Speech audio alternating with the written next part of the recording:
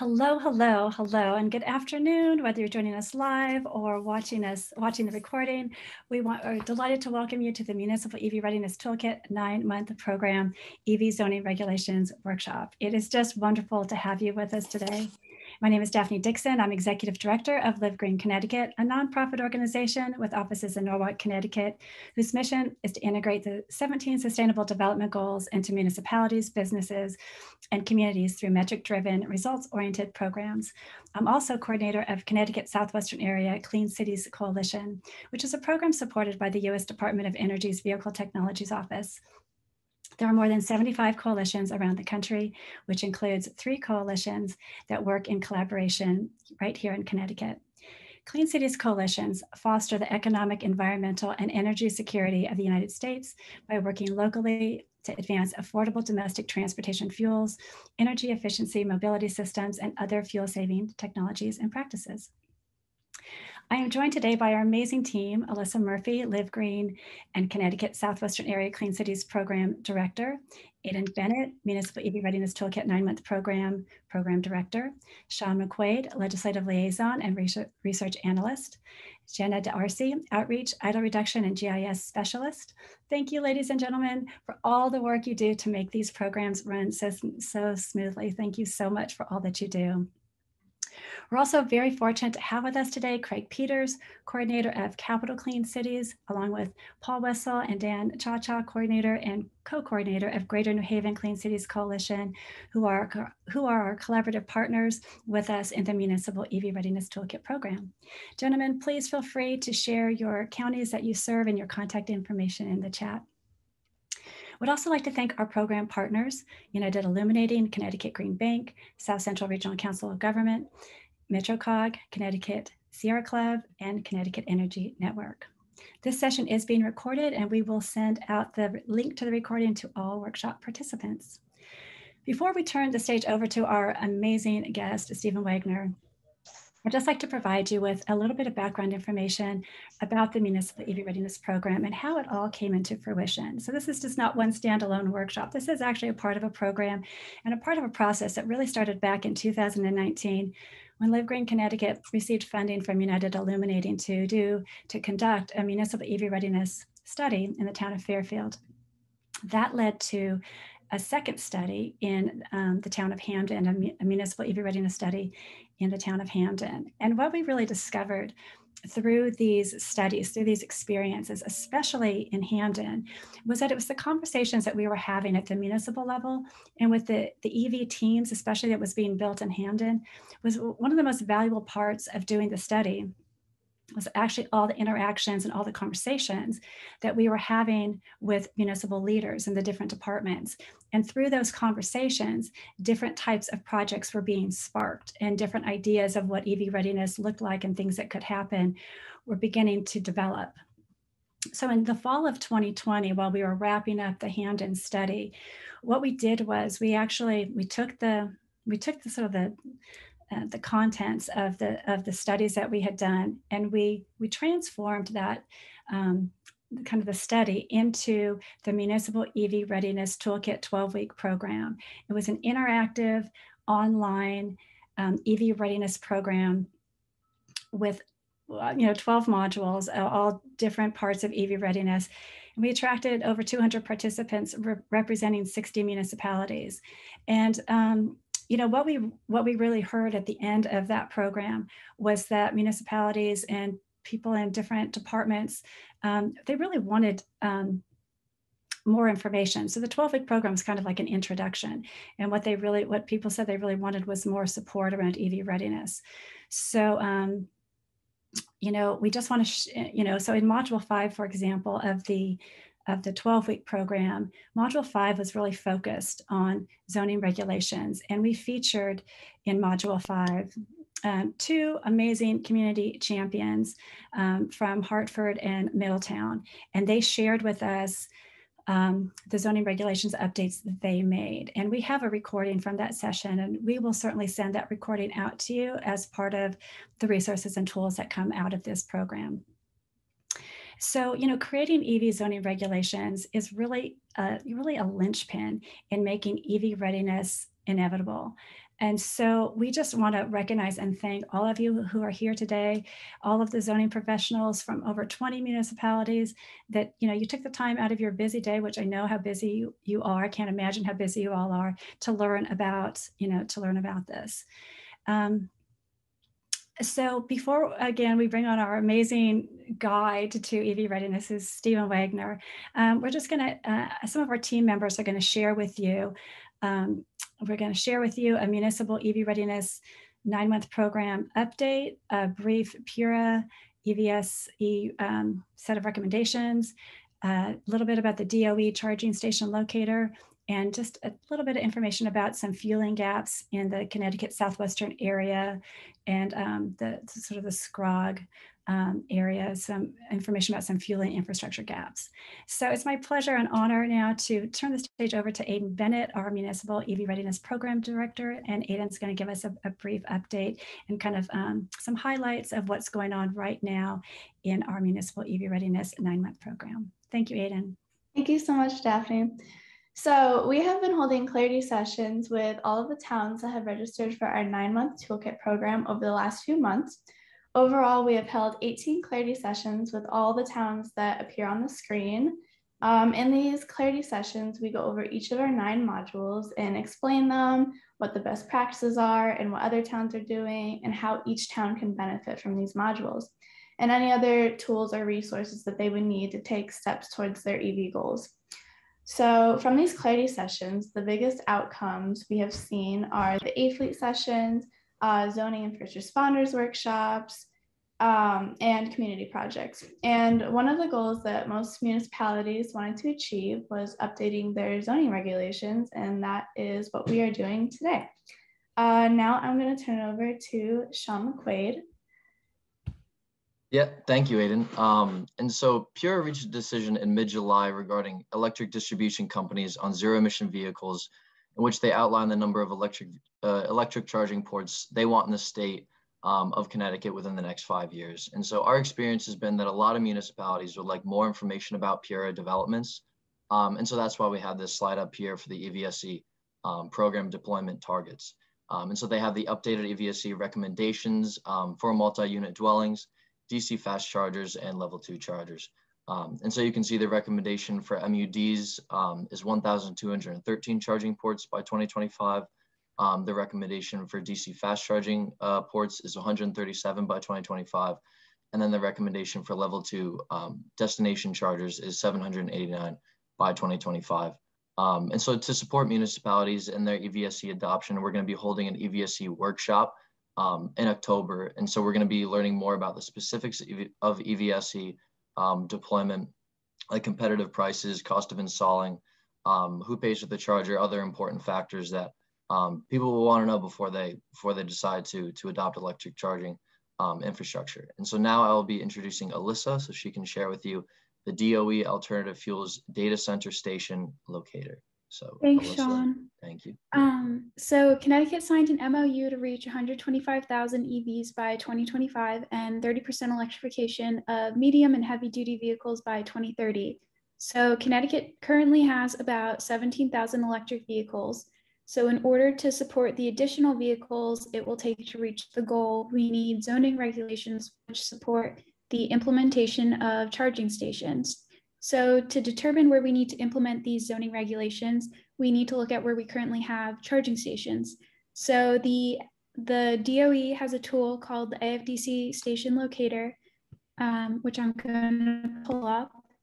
And this tool demonstrates where the charging stations currently are located throughout the United States. So if we wanted to see Connecticut, we would go to Advanced Filters, and then go through to Connecticut, and the fuel type would be electric for the electric vehicle charging stations. And the map results will show us, once they load, the charging stations that are currently in Connecticut. So as Sean mentioned, PURA recommended that Connecticut have 789 charging stations. We currently have 447. So being as we need to implement additional charging stations to reach our goal, I'm going to turn it over to Jenna to discuss the location of the fueling gaps in the area serviced by Connecticut Southwestern Area Clean Cities. Thanks, Alyssa. Hi, everyone. Excited to be here. So this is a map we created to represent charging stations by COG in Litchfield and Fairfield County and the municipalities in Scrog that we were studying at the time. And you can see here the dots represent EV charging stations. So the AFDC tool didn't specify which type of charging stations these were. So we went ahead and just labeled them. So level 2 charging stations are represented by the yellow dots, and the orange dots represent the DC fast charging stations, as well as the stars, which represent our municipal EV readiness toolkit.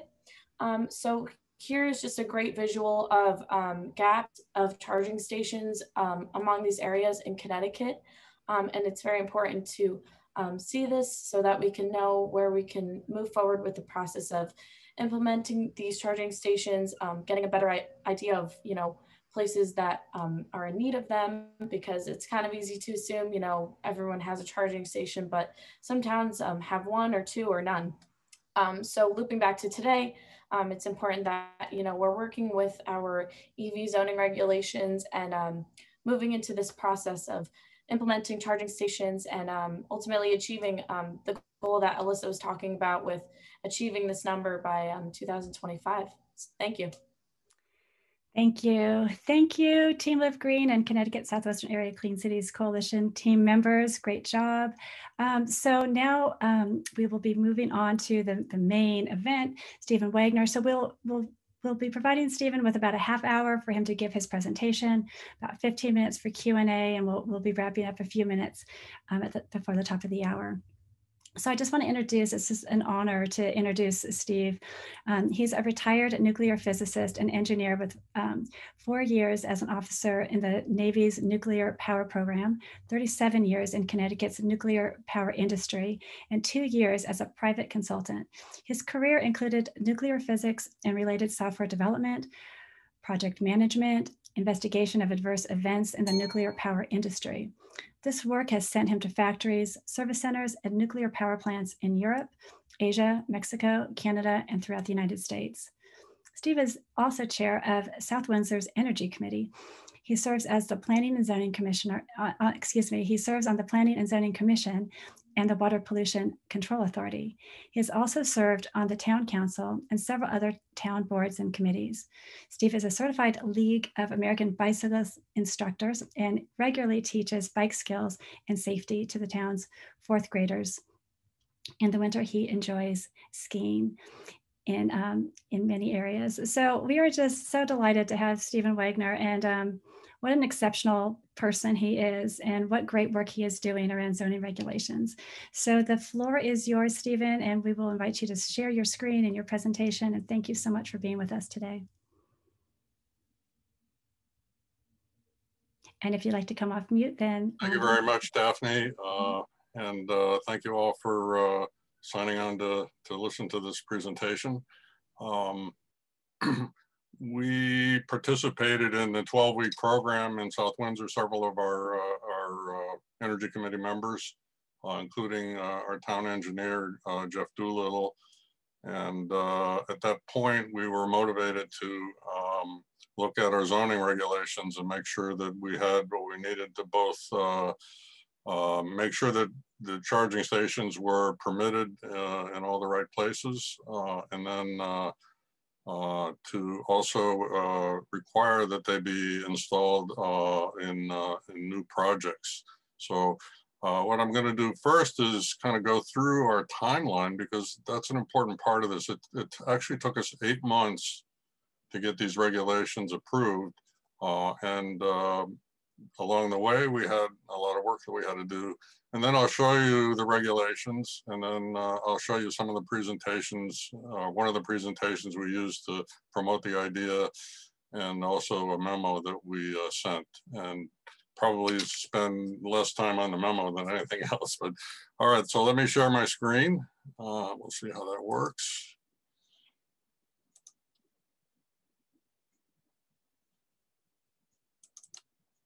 I guess I'm sharing it now. Let's see. Okay, so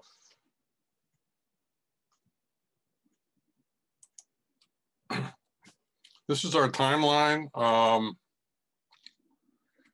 We started, our energy committee actually started looking at the zoning question in September of last year. And we brought forward some of the information that we'd heard in the toolkit, the 12-week toolkit that Liv Green had promoted. And is really everyone quick, hearing me? I think we can't see your screen if you were sharing it. Oh, okay. Let me try again. Thank you, Jen. Of course. How's that? There. Okay. There you go. Sorry about that. So we then formed a subcommittee, which included Steve Lewis. Many of you may know him. He's a member of the Sierra Club and owns, I think, 2 or 3 electric vehicles and powers them with solar panels on his roof, as well as one other member of our committee. And then we went to the Planning and Zoning Commission and had them request that we draft zoning regulations. Let me see if I can hide this thing. Yeah. Requested them to ask us to propose zoning regulations. And then our little subcommittee of 3 people worked from October through December on drafting the regulations. Now, I think it's important, if you're going to form a committee like that, to have someone from your energy community, task force, whatever, and someone on the Planning and Zoning Commission. Now, I was able to perform both of those roles, but zoning is actually pretty complicated. So you want to have someone with some knowledge of the zoning regulations, as well as someone who knows the energy area. We joined the EV program. I guess that was in October we joined it. And we didn't do the whole program. We kind of caught on a little late. And then we got together with our town planner with some draft regulations. So the town planner and the town engineer and our committee met several times to go over drafts and continued refining them. They got better and better as time went on.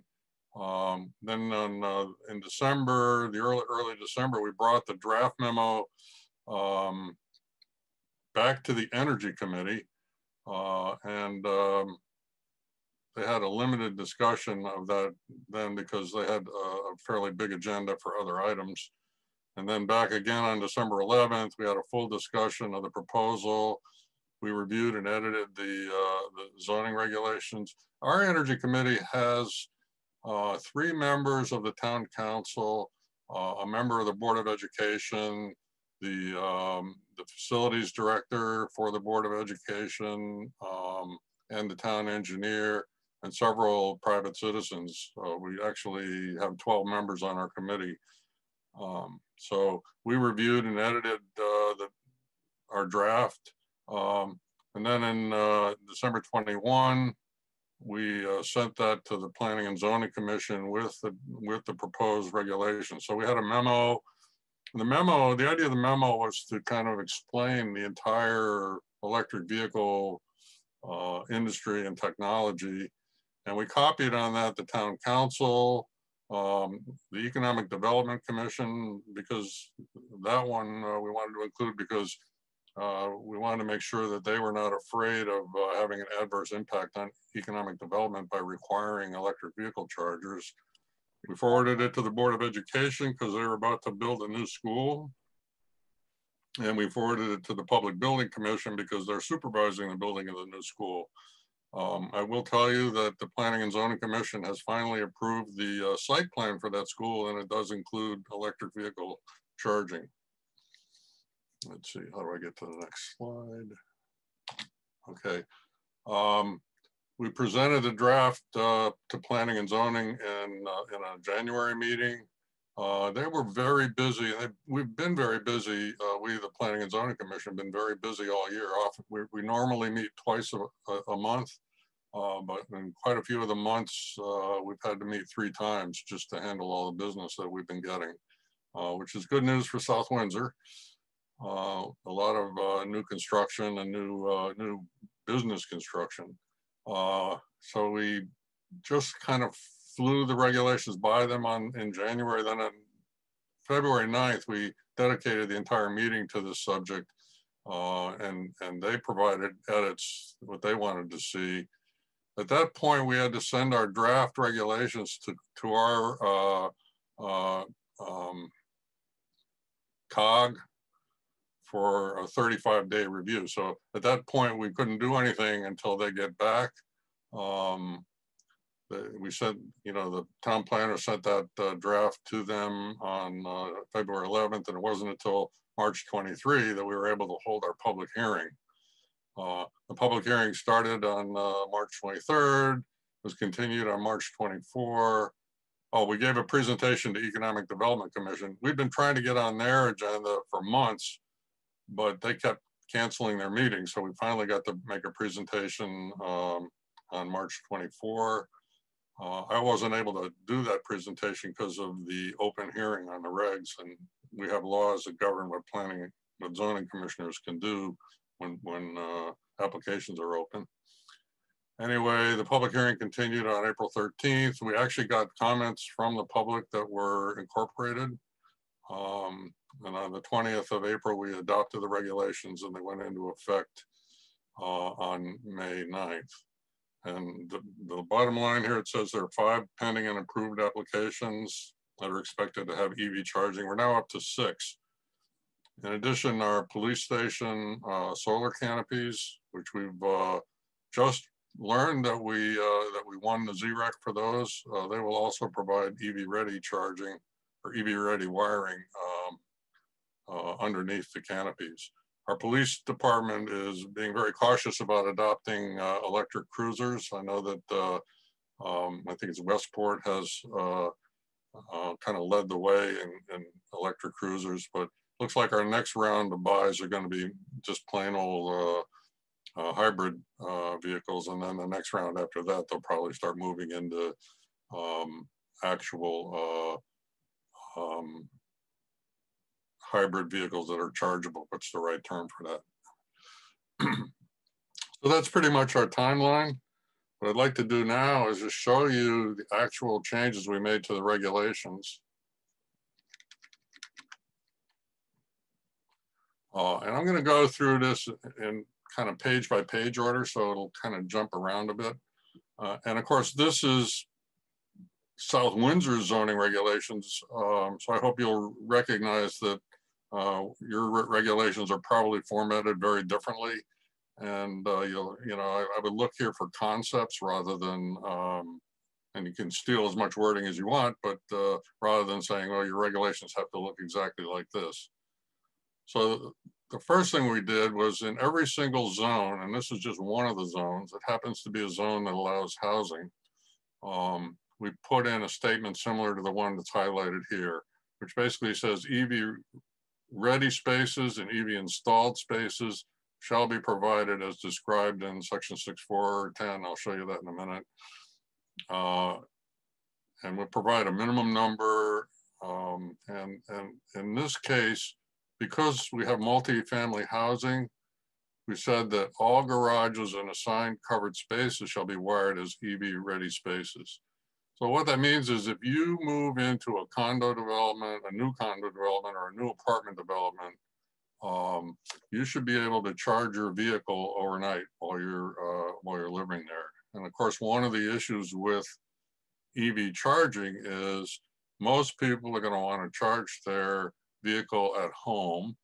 If they don't have the ability to charge it at home, then they're going to want to charge at work. So those are the 2 priority areas. And then finally, there will be people traveling through who would want to stop somewhere and charge their vehicle at maybe a destination place. So this is the section of the regulations where we designated the minimum number of spaces.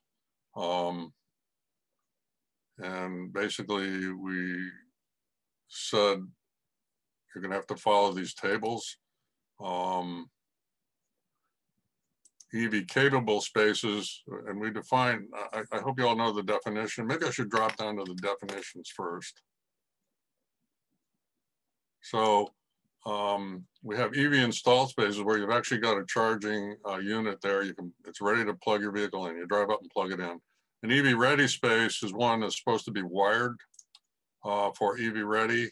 We're having a little trouble with our applicants understanding that. So I'm gonna be going into the commission and changing the wording. I'm gonna add, including wiring a suitable junction box to serve AC level 2 or higher capacity. And then the EV capable means you've got the panel space and you have conduits or raceways going out to the parking space.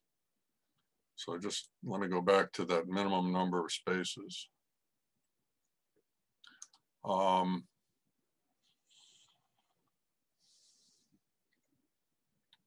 So basically we're saying there's going to be a minimum number of installed spaces. We have to deal with handicapped accessible, and that's kind of an issue. I mean, right now, some people are frustrated because they can't park everywhere. If we start making additional spaces accessible only to certain people, we run the risk of becoming very unpopular because we have a whole bunch of EV charging places in addition to a whole bunch of handicap places where you can't park if you just, you know, if you don't fall into either of those two categories. So we were very careful how we handled that. And let me show you the table. First of all, we defined the minimum. If you're building a new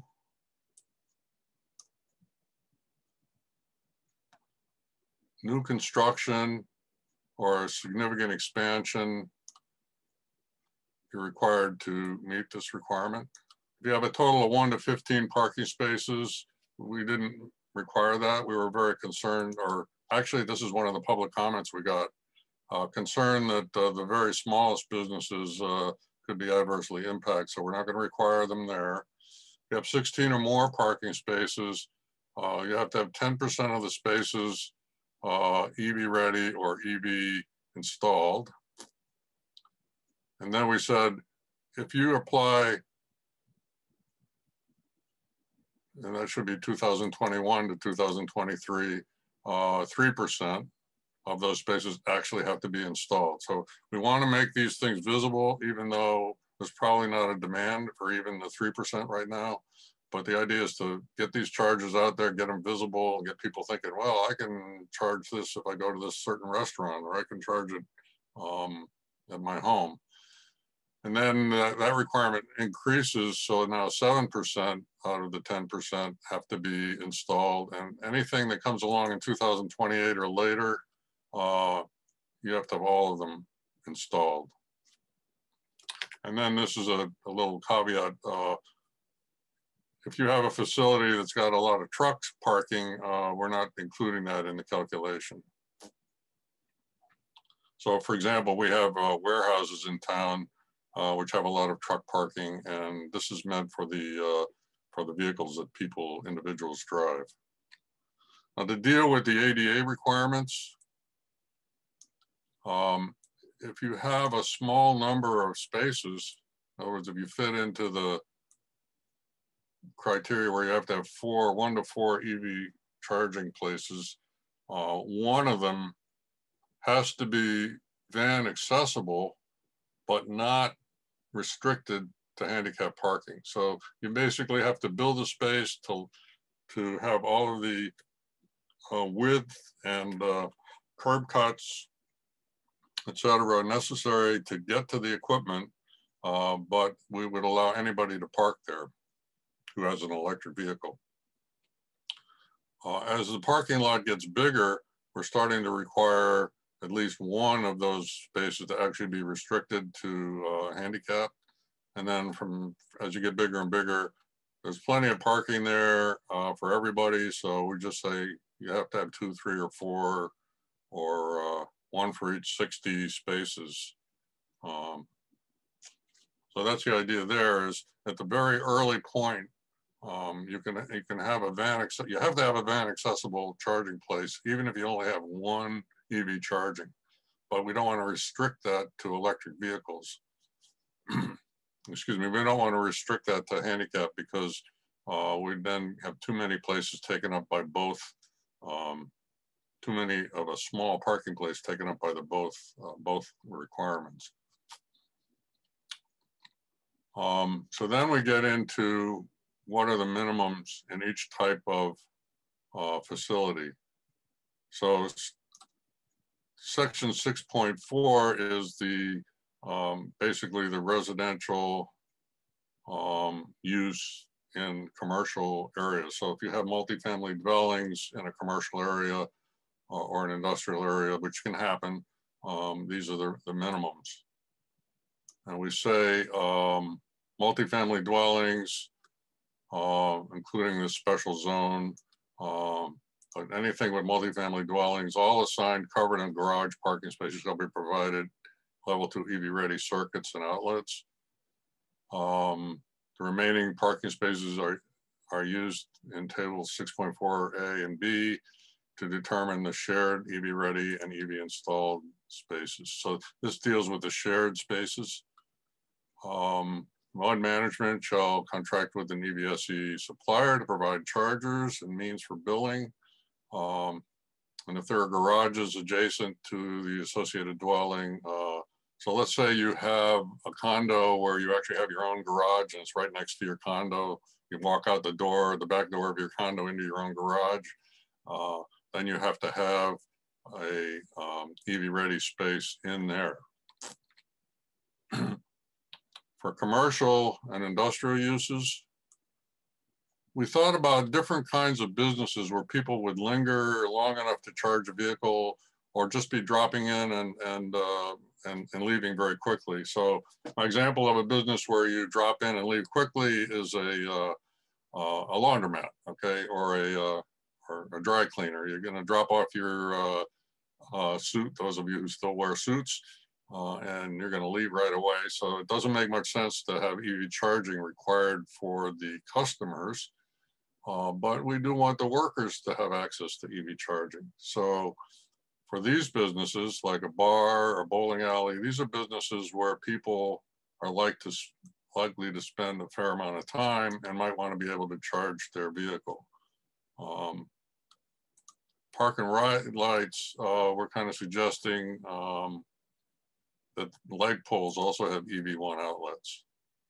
For municipal parks and recreation areas, the problem we were worried about is they don't all have electricity or sufficient electricity to install these, but they are allowed as an accessory use. The term accessory use means the primary purpose of this site is say someone's house. But an accessory use would be to allow you to build a shed out back or some other thing on the site that's not really your primary use. So in the case of a park, you know what the primary use is. The accessory use would be to allow an EV charger. So these types of businesses, people don't spend that much time at. So we basically told them to base the calculation on employee parking. And they're allowed to estimate that at the time they apply to zoning. In a shopping center, we said, well, it's going to be a combination of restaurants and dry cleaners and every other kind of business. So they sort of have to add up the requirements. For churches, there are two issues there. One is it's kind of a religious freedom issue. So we steer away from requiring things of churches that we might require for other types of businesses, although they are subject to things like our sign regulations. But also a church is a really good example of something that has a very large peak parking, but on most of the time you drive by a church and the parking lot has 1 or 2 cars in it. So first of all, it's only recommended that they install EV chargers, and then the calculation should consider the anticipated parking lot when religious services are not taking place, because we really don't think they're going to be, the religious services aren't going on that many hours a week that you'd want to have charging. So that's the minimums. And then we had a section which is kind of a tutorial and definition section, and talks all about electric vehicles. It defines an electric vehicle, charging stations, different levels of charging stations. And that has a bunch of provisions. One of which is they're permitted as an accessory use by right in all zoning districts, and by special exception as a primary use. Now for a primary use, we're really talking about one of these Tesla charging areas where it's a destination charging area where the primary purpose of that facility is to charge electric vehicles. Direct current fast charging, which is level 3, are permitted as an accessory use in all commercial and industrial zones.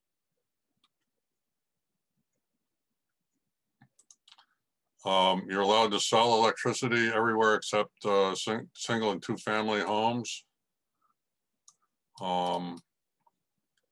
Connections shall meet the standards that are current. And there is a standard for electric vehicles that is more, it's not just, it should work for all vehicles if they're going to get credit for the parking spaces in those tables that I just showed you. So the current Tesla space is allowed, but you don't get credit for it and meeting the minimums if you install one of those spaces. So turns out I think Tesla is going to be converting their spaces to allow all vehicles to be charged. This tells you about the gear you have to install. Load management is going to become important for 2 reasons. One is you get a better electric rate. And second of all, there may be capacity limitations in the grid adjacent to one of these facilities. Load management is where the Eversource can, turn on and turn off or adjust the output of your charging equipment as the demand increases on their grid.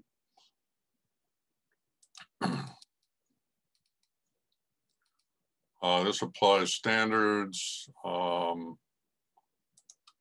electronic displays. South Windsor is very concerned about what our streets look like. We don't have a main street with a lot of businesses like, say, Manchester or Middletown. So our main street is actually inside one of these shopping centers called Evergreen Walk. And that's a private area. So we don't have any public parking where you'd want to install chargers. So this is really a South Windsor thing. We don't want to see a lot of advertising cropping up in parking lots that can be seen from the road. But we do allow it as long as it's not visible.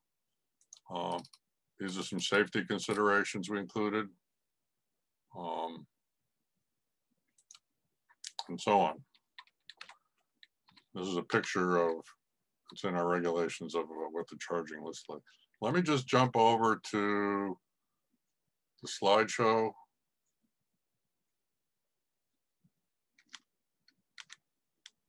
That we presented to planning and zoning. And we had several versions of this slideshow, but we presented, information about the climate objectives to the Planning and Zoning Commission and the public and other people we met with. We included at that time what the state's goals were, including to revise the zoning regulations. We talked about the hope that you just heard about from Daphne about the future of electric vehicles, or Daphne or one of the other members. We talked about what zoning can and cannot do. We cannot control what happens inside a single family house. So we can't require a level 2 charger inside of somebody's garage in a new house. It's allowed, but it's the one thing we can't do. That's a building code thing. We showed this graph we stole from one of the presentations that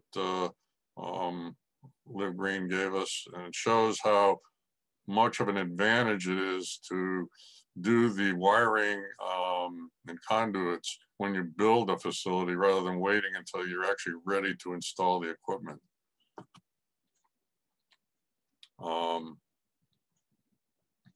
We mentioned that our plan of conservation and development supports this, talking about alternative energy. And when we revise that, we're going to get much more explicit about electric vehicle charging. And then we talked about the regulations that you just heard about. So I won't go over that again, although we do have a nice picture of different levels of chargers in that same picture there.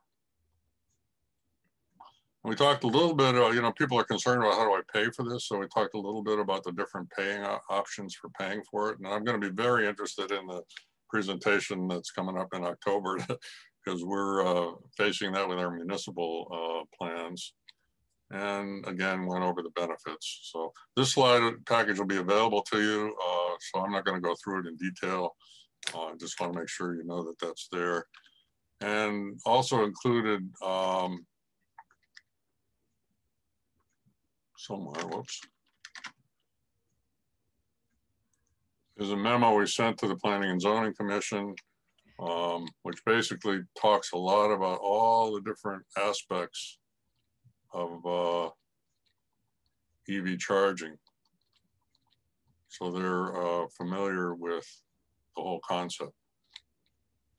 Again, I'll allow you to have this memo. I will note that this was issued back in December, and there were a lot of changes made after that. But it's a good idea to have a memo that transmits from your Energy Committee to Planning and Zoning your proposed regulations. And talked about what we thought then would be the right number of minimums, and so on. A little bit of promotional material and a lot of explanation of the technology in that memo. So that's pretty much my presentation. I will unshare my screen and answer any questions you may have. That was amazing. I mean, I think who is not impressed with what you have done? I mean, Stephen, it's just it's awesome what you have done. The level of detail. You shared your whole process. You were so thorough in going through all those zoning regulations. I know how difficult that can be, looking through all those regulations. I have a couple of questions, and then if others have questions, we're gonna, we try to make these events as interactive as possible. So if you've joined with us today, we are just gonna invite you to be brave and come on camera, click that button down below with the little camera on it and come on screen and be with us so we can all be together in that kind of way. It just makes it so much more valuable for everybody. I have a quick question about about how you submitted it to the COG for review. That's something I would not have thought of. Is that something that's required or something that you just thought was a best practice? Was it something that somebody recommended? Did the COG ask you to do that? Could you tell us a little bit about that? I don't know where that requirement comes from, but it's a requirement whenever we modify our zoning regulations, we have to submit it to the Central Regional Council of Governments, which is our COG. Where does that requirement come from? I don't know, but okay. I can tell you that for us, it's an absolute requirement. You can't do anything without going to them. Okay. Maybe Harry knows something about that. Yeah, I'm Harry Smith, I'm town planner in Brantford. That's a state law requirement. Okay. So, yeah. That's awesome to know. That is great. And you automatically lose 35 days. So when you first started talking, I heard you say that you were building your team, and whenever we do anything with municipal EV readiness, whether it's with school buses or municipal EV readiness planning, we always know that it really comes down to the individual champions and superstars in the towns. So you started by saying you put together a team, and it sounds like that was a really critical step, and that having the right people to begin with, you were able to get leverage and persuasion and kind of influence to move things forward. Would you say that having the right people on that initial team is pretty critical? Oh yeah, and they went off and did all kinds of research you know, look, and a lot of the research fed into both the memo that we wrote and the ultimate zoning regulations. And they researched, you know, problems people were having and so on. So they were very helpful.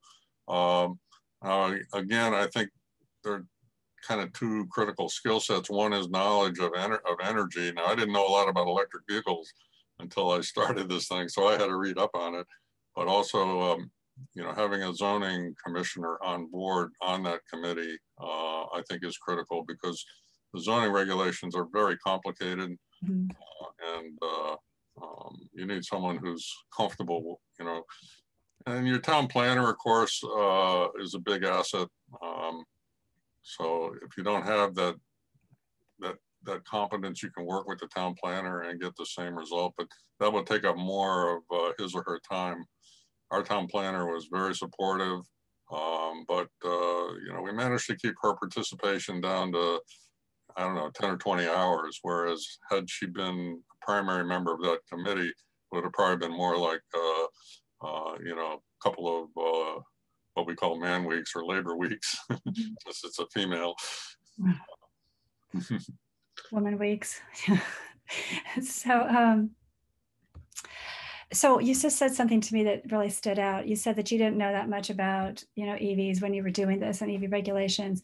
I think that's such an important piece to remember, is that, you know, people don't have to know all the answers to get started on doing something like this, right? I mean, you kind of, you knew what you wanted, you had the outcome in mind, and you brought on people that did know things, and you learned things as you went along. You did a lot of research, and you kind of self-taught yourself a lot of things as you were working towards this process. So what advice? I would say, you know, let me just add that the references that you provided with the toolkit back in 2020 were very important to us. So we read through most of those references, and you saw we pulled in something from California, you know. So those, if those who are attending didn't attend that toolkit, make sure you get access to all the references that they provided. Well, thank you for that. And we will, everybody who's on here today, we will definitely send a link to those recordings. And I will just point out that I know, you know, I'm in the town of Fairfield, and I'm very keen on getting our zoning regulations updated. And I will be working to do that in our town. And we will be creating a structure of support for other people who in their towns, you want to follow Stephen's lead and do what he did, and also what they've done in Middletown and Hartford, but you want some help and some support and some tools and resources, and to learn along with others. So I will just say that we will be sending out an invitation for those of you who do want to do this in your own town, but want some support. We will be sending out an offer for you to join us in that regard. Stephen, and I'm going to encourage any of you who have a question to just raise your hand to come on camera, and to looks like, is that Craig? Are you raising your hand? Let's see. Go ahead and yes. Yep. Hey Craig, how are you? Welcome Good, from Capital Clean Cities. Thanks. Yeah, I do have a couple of questions. So, well, first, what a wonderful job that you did on these regulations. It looks like it's as I saw, it took you 8 months, but it looks like a lot of work was involved in that. So my first question is, the regulations, were they, you know, similar or based on what other towns in Connecticut have or are doing? Or, you know, did this just start from scratch? Because trying to figure out, I guess, you know, how many spaces that is adequate enough for, whether it's a shopping mall or a restaurant or a street. I mean, how do you come up with that, you know, with that number, whether, you know, so that's what I'm just curious, is there other towns that are similar to South Windsor, or do you think you're, We especially looked at what Middletown had done, but their regulations they adopted were already several years old, and they just required a 3% installed EV chargers, and a lot of it is along their roadway, the main street, the beautiful main street. We also looked at the state's recommendation for you know, how many EV ready spaces they thought they had, and so that 10% number comes from the state. So the 3% and 10% are kind of a combination of Middletown and the state recommendations from, and again, that document was referenced in the memo. So that answers that question. A lot of, we looked at other regulations, so even like we're watching the news, Manchester had an issue, somebody came in and they wanted to give advertising. They would give you free chargers if you allow them to advertise. And that was pretty cool, but you know, like I said, we're kind of sensitive to what you see when you drive down our Buckland Road or Sullivan Avenue, which are kind of our main drags. And we didn't want to see a lot of advertising showing up to distract drivers going down those streets. So that's what that's why we had that little section. I'd like to point out I accidentally pulled up the wrong version, not the wrong version of the regulations, but the wrong version of the extract that I had. And I just wanted to say that we do have a section in here in the commercial and industrial where we permit by special exception, the destination charging equipment, which would be mostly level 3, but I'll unshare again. And the file you will get from Daphne will have this page in it. Great. So we have just a couple more minutes, but it looked like Greg had his hand up. And if you have an additional question, please do put it in the chat and we will be sure that we do get an answer for you. If not today, then if not live, then later today. But go ahead. And thank you so much, Craig, for your questions. Greg, go ahead. You can hear me okay? Yes, perfect. Okay, my question is, are there any examples in any town in Connecticut where an applicant who wanted to put in EV infrastructure had to do so through the ZBA, the Zoning Board of Appeals, because no regulations were in place? And was that a problem for that town?